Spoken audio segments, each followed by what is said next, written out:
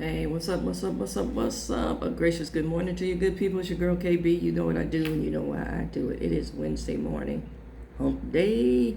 It's January 17th and it is 3:29 in the a.m. Went down a rabbit hole on some videos. Now I'm back and I am trying to get focused again. I am reading Thought for Today, which is a recovery book. It's from Narcotics Anonymous. And I share it. I work in the field of recovery, so I'm reading to get grounded for my day. That's what I do every day. At least 2 recovery readings, primarily Narcotics Anonymous and Alcoholics Anonymous. And then now I've incorporated this reading for indigenous folks. It's called Elders Meditation. Amen. That being said, let me just get into just for today because it's on a subject that we all talk about, but we all can't do. I know that sounds like a riddle, one of those things that you used to do as a kid, like what has eyes but cannot see. We all like to talk about it, but we all can't do. And, yesterday I talked about the environment of your heart. And the reason we can't do it is because the environments of our hearts. Amen. The subject is forgiveness. We have all these phrases about forgiveness. Well, I forgive because it sets me free. It does nothing for the other. It sets me free. But you don't have access to me anymore. I forgive, but I don't forget. We have all these sayings, and we believe them wholeheartedly. Any kind of reservation that you have, folks, hear me good. Any kind of reservation that you have is a clear indication that you have not forgiven. Forgiven and forgiveness is synonymous with forget. There are no other terms and conditions attached to that. Now, to whom much is given, much is required. God forgives us daily. We have subscribed to, but I'm a good person based on what society deems as good, but not on what God says is good. We sugarcoat everything, even our corruption. I want you to think about that. The opening quote is, as we realize our need to be forgiven, we tend to be more forgiving. At least we know that we are no longer intentionally making life miserable for people. And the reason I can't read this is because I have it highlighted. Again, let me read that opening quote. As we realize our need to be forgiven, do we come to that realization? Or are we still stuck on that cursory, I'm sorry? Now, that says, yeah, I messed up. But it doesn't say what you did and the extent to which you did it.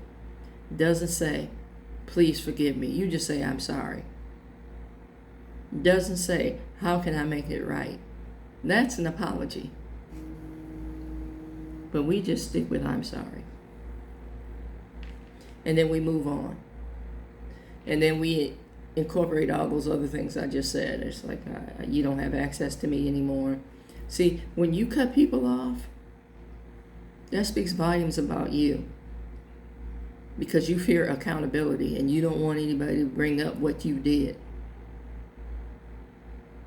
I apologize. No, you didn't.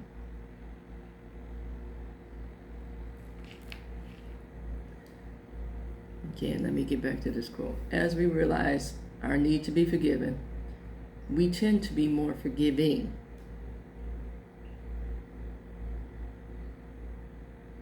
Yeah, no, the video didn't glitch.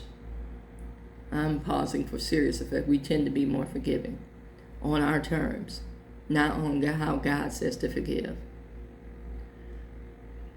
says at least we know that we are no longer intentionally making life miserable for people. The lack of accountability makes people miserable.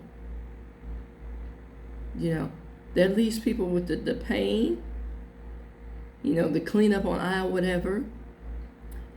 That leaves people with, the question of what's wrong with me? Why don't I deserve? I've seen you do, but I'm somehow the bad guy in your story. I'm the bad guy in what you did. I want you to think about forgiveness and what it really means. I want you to think about forgiveness on Christ's terms.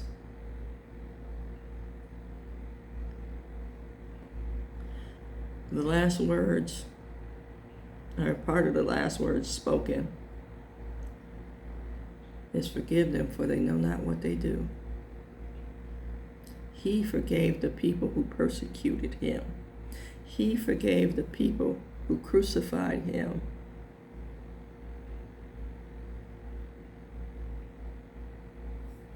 And,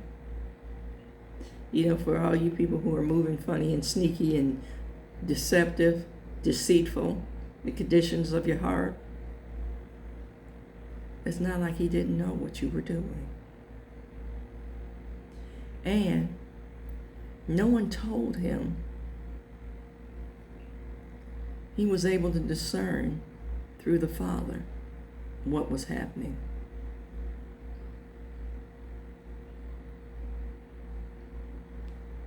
Just like people are able to discern your funny movements. But you want to know how they found out. You don't think people know when you're lying to them? You don't think people know when you changed up? And if they don't say anything, it's because they love you. And they're hoping, against hope most times, because they've seen your heart, they've seen how you move. They're hoping against hope that you will somehow wake up.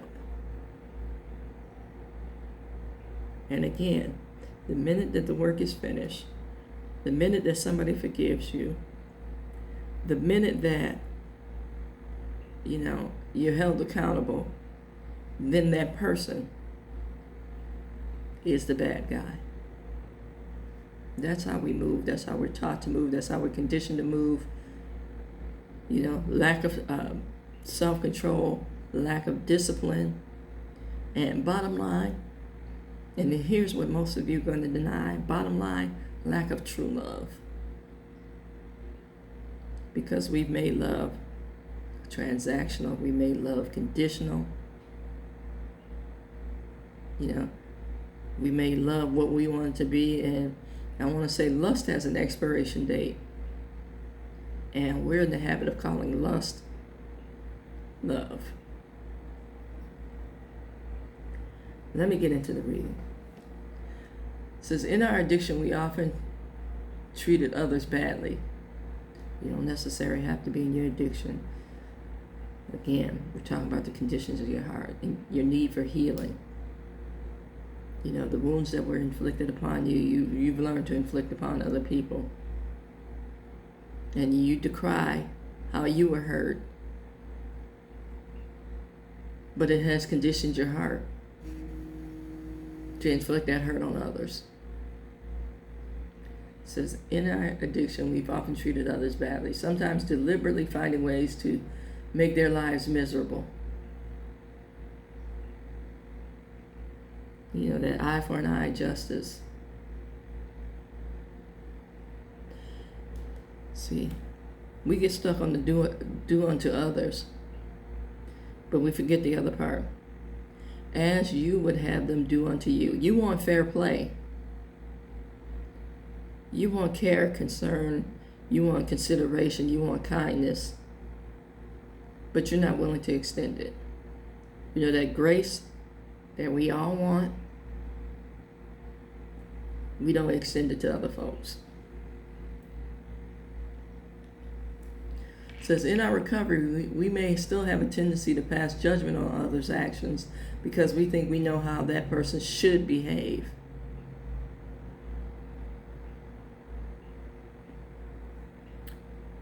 We think we know how others should behave. I know what love looks like.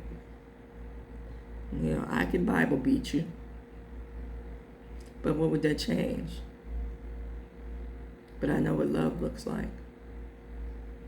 And I know what accountability looks like, and accountability is part of love. You know, if I love you, I'm not going to continue to allow you to abuse me or continue in self-abuse because I love you. So, accountability is a form of love, but to someone whose heart is not in the right place, accountability appears to be punitive.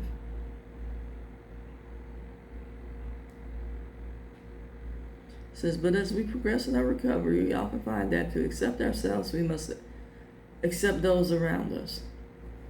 Accept those around us, but not accept the sin nature, or be a punching bag.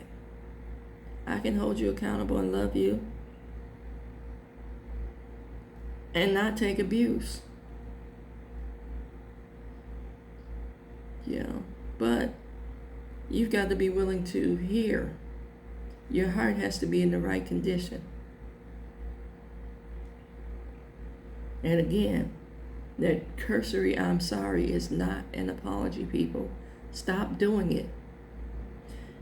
An apology has parts. I'm sorry. You say what you did. Please forgive me. And how can I make this right? That is a true apology. That changes the condition of your heart. Because in that "how can I make this right?" you hear about what it is that you've done and the impact that it has, and you seek to restore. Accountability. Amen.